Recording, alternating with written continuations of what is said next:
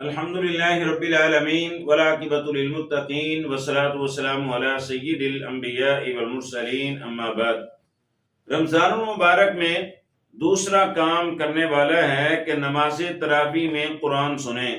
رسول اللہ صلی اللہ علیہ وسلم کا فرمان ہے صحیح البخاری میں، من قام رمضان ایمانا واحتسابا غفر له ما تقدم من ذنبہ، کہ جو انسان رمضان کی راتوں کا قیام کرتا ہے اور نماز تراویح کا اہتمام کرتا ہے، اللہ رب العزت اس کے سابقہ گناہوں کو معاف فرما دیتا ہے۔ تو رات کو قیام کرنا خصوصاً رمضان المبارک میں اس کی بڑی فضیلت ہے، بڑا مقام ہے، بلکہ صحیح ترغیب کی ایک حدیث ہے نبی پاک صلی اللہ علیہ وسلم کی، جو انسان کے ایمان کو تازہ کر دیتی ہے۔ سیدنا عمر بن مرہ جوہنی رضی اللہ تعالی عنہ فرماتے ہیں کہ میں نے ایک دن سوال کیا اللہ کے رسول صلی اللہ علیہ وسلم، میں گواہی دوں کہ اللہ کے سوا کوئی معبود نہیں ہے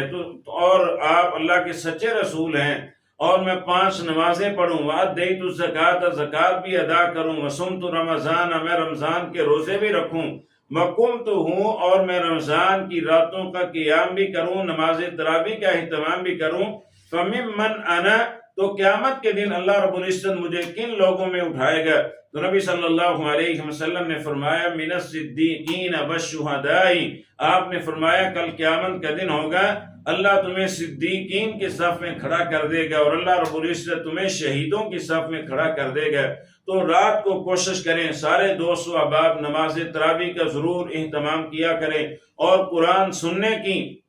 اپنی عادت بنائیں۔ رسول اللہ صلی اللہ علیہ وسلم کا رات کا اتنا بڑا قیام ہوتا تھا کہ اگر اس کا اعداد و شمار کیا جائے تو 6 گھنٹے نبی پاک صلی اللہ علیہ وسلم کے ایک رکعت میں گزر جاتے تھے۔ جس طرح کے مشہور حدیث ہے رسول اللہ صلی اللہ علیہ وسلم کی صحیح مسلم میں کہ آپ صلی اللہ علیہ وسلم نے رات کے قیام میں پہلے آپ نے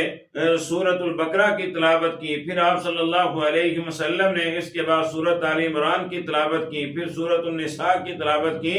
تو یعنی تقریباً 6.25 پارے نبی پاک صلی اللہ علیہ وسلم نے ایک رکعت میں پڑھے، اتنا لمبا رکوع کیا، اتنا لمبا سجدہ کیا۔ تو جن کے گناہ معاف تھے وہ اتنے لمبے لمبے قیام کرتے، اتنے لمبے لمبے رکوع سجود کرتے، لیکن ہم گناہگار بھی ہیں، لیکن رب کو منانے کا ہماری کوشش اور محنت بھی نہیں ہے۔ تو سارے دوست کوشش کریں نماز تراویح کا، قیام اللیل کا ضرور کوشش کیا کریں، قیام اللیل کرنے کی، خود بھی قیام کریں اور بچوں کو بھی ساتھ لے کر جائیں، خواتین کو بھی عادت ڈالیں قیام کی۔ انشاءاللہ اللہ رب العزت دنیا آخرت بہتر فرمائے گا، اللہ عمل کی توفیق دے۔ سبحانک اللہم بحمدک اشہد ان لا الہ الا انت استغفرک و اتوب الیک۔